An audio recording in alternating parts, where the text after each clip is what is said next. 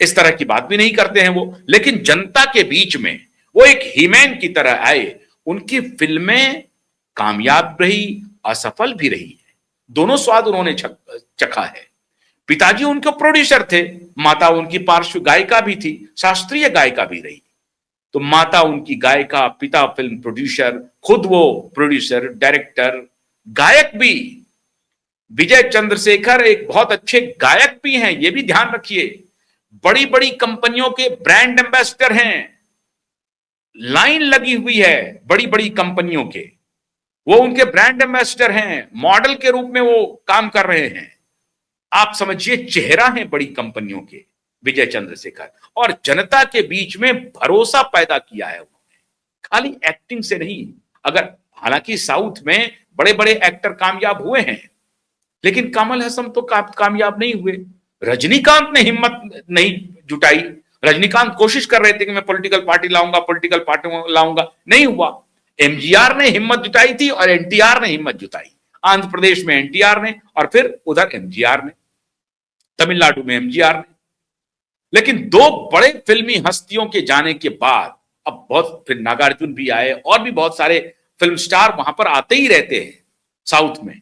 लेकिन विजय ने जो जन सैलाब पैदा किया है, जो जन सैलाब आपको दिख रहा है, अब वो सीट में कन्वर्ट होने वाला है। ऐसा आज के परिस्थिति में लगभग असंभव था। बड़े बड़े पॉलिटिकल पंडितों की मैंने विवेचना सुनी जो विजय के बारे में हास्यास्पद टिप्पणी कर रहे थे। सिद्धहस्त पॉलिटिकल एनालिस्ट की मैं बात कर रहा हूं, जबरदस्त पॉलिटिकल एनालिसिस होती थी उनकी। वो सब हास्यास्पद टिप्पणी कर रहे थे कि क्या टीबीके है। ये सोचना भी बेकार है। जब टीबीके को एक एग्जिट पोल में 90 से अधिक सीटें दी गई तो पॉलिटिकल पंडितों ने मजाक उड़ाना शुरू कर दिया। मैं उसी वक्त थाहने की कोशिश करने लगा कि विजय ने आखिर किया क्या है, तो पता चला कि विजय तमिलनाडु के गांव, सुदूर गांव से लेकर के शहरी इलाकों में जबरदस्त वेव पैदा कर चुके हैं। टी शर्ट लेकर के, मोटरसाइकिल पर टीबीके का जो पार्टी है उसका निशान लेकर के यंगस्टर निकल पड़े थे, जत्थे के जत्थे में, अपना पैसा देकर, अपना पैसा देकर। मैं क्यों कह रहा हूं कि केजरीवाल को विजय का थप्पड़ है। केजरीवाल को सीखना चाहिए कि केजरीवाल, आप आए थे rule of the game change करने के लिए, लेकिन केजरीवाल आप राजनीति के दलदल में सबसे नंगे निकले, सबसे भ्रष्टतम निकले, भ्रष्ट निकले। क्यों भ्रष्टतम और भ्रष्ट मैं कह रहा हूं? इसलिए कि कोई दूसरा अगर कहता, क्योंकि आपकी तो आपकी कोई आइडियोलॉजी थी नहीं, आप तो कोई विचारधारा वाली पार्टी थे नहीं। एक ही जमा पूंजी थी आपकी, ईमानदारी। ब्रांड ईमानदारी को आपने ब्रांड बनाया, पॉलिटिकल ब्रांड बनाया। नया आपने एक सुगुफा छोड़ा ओम्बुड्समैन का, उसके इर्द गिर्द आपने ब्रांड ईमानदारी का एक पूरा लवादा तैयार किया, खाल ओढ़ ली। लेविएथन पॉलिटिक्स का सबसे बड़ा नमूना है अरविंद केजरीवाल। चाणक्यन फिलॉसफी नहीं, लेविएथन फिलॉसफी। क्या है लेविएथन फिलॉसफी? कि राजा अपना वेश बदलता रहता है, उसको कहते हैं। लेकिन चाणक्य कहते हैं कि राजा को वेश बदलने की जरूरत नहीं है, राजा को विश्वास बनाने की जरूरत है प्रजा के बीच में, जनता के बीच में। अगर प्रजा का विश्वास, प्रजा का भरोसा राजा पर से उठ जाए तो कितने भी वो भेष बदल ले, प्रजा समझ जाती है कि ये भेष बदलू राजा है। अरविंद केजरीवाल भेष बदलू राजा साबित हुए। आज 2026 के भी दौर में कोई नई पार्टी आती है, वेव क्रिएट कर जाती है और 100 से अधिक का आंकड़ा क्रॉस कर जाती है, अपने तई सरकार बनाने की स्थिति में हो जाती है, उस जगह हो जाती है जिस जगह भारतीय जनता पार्टी लंबे संघर्षों के बाद खाता तक खोलने में परेशान हो रही है। कांग्रेस पार्टी देश की सबसे पुरानी पार्टी डेसिमेट हो जाती है, दूसरी पार्टी की हिम्मत नहीं होती है, एआईएडीएमके और डीएमके वहां पर खड़ी रहती है। इसलिए मैं कह रहा हूं कि विजय चंद्रशेखर की जो ये सफलता है, ये अरविंद केजरीवाल के चेहरे पर करारा तमाचा है, थप्पड़ है।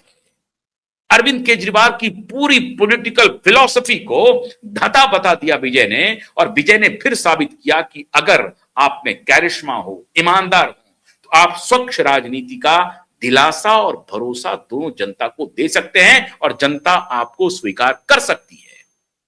केजरीवाल को अब जनता स्वीकार नहीं करेगी।